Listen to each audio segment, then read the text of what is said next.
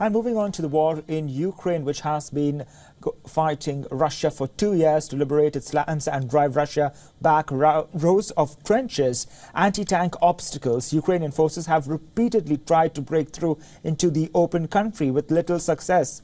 Our next report brings you more details on the 729th day of the war. Take a look.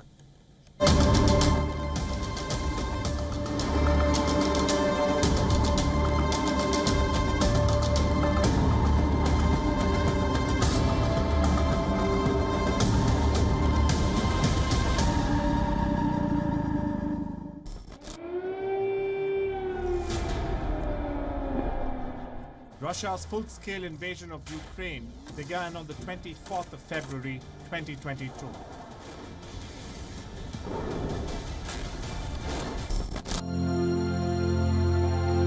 Two years on, over 4 million people have been displaced. Another 6 million have left the country. Kyiv has mobilized around 1 million soldiers. The cost of war is taking its toll.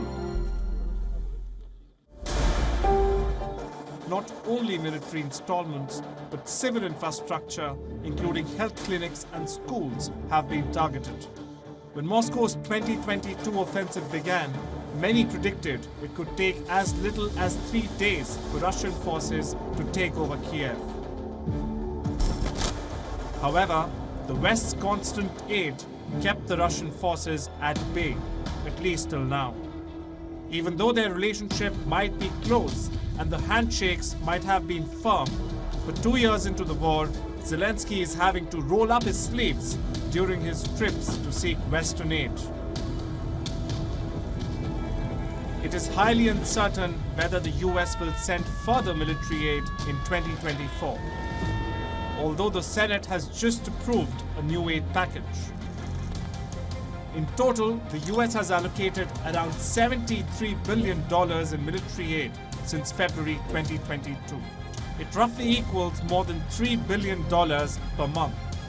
As of January 15, 2024, the European Union and its member states have committed a total of over $150 billion in aid. However, they have allocated just over $85 billion of this for specific purposes. The growing uncertainty over Ukraine aid points to larger ones over the campaign.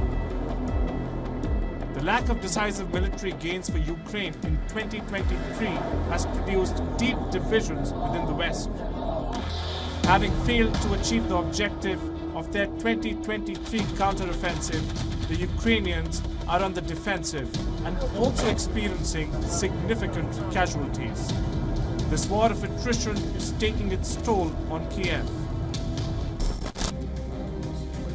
On the other hand, Russia is purchasing drones from Iran and increasing amounts of artillery ammunition and some missiles from North Korea. The war is not only about troops, but also about the continued supply of weapons.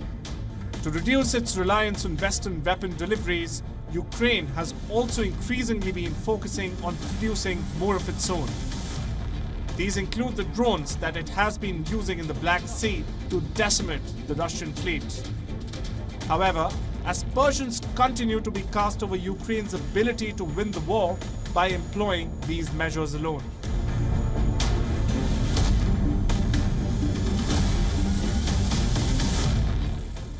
A glaring example of the West's uncertainty was witnessed at the recently concluded Munich Security Conference.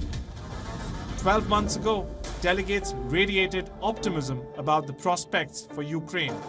The West vowed to back Kyiv in its war with Russia for as long as it takes. That optimism has flipped into unremitting gloom this year. A clear indicator that the conflict is tilting in Moscow's favor and faith in Western support ebbing away. The 3-day gathering in Munich concluded this Sunday. It was marked by a recognition that the rhetoric of Western solidarity must now be translated urgently into action. In the latest, Ukrainian forces have withdrawn from the eastern town of Avdiivka. This is being considered as Russia's biggest victory on the more than 1,000-kilometer long front line since the fall of Bakhmut in May last year. It is also being seen as another step towards securing Moscow's hold on the regional center of Donetsk. Russian forces have also been mounting attacks around villages in the southern Zaporizhzhia region. This is where Ukraine made some gains during its 2023 counteroffensive. Despite all these setbacks, Ukraine's outnumbered, outgunned, and ground-down troops continue to face the relentless Russian onslaught. Bureau Report, WION World is One. For all the latest news, download the WION app and subscribe to our YouTube channel.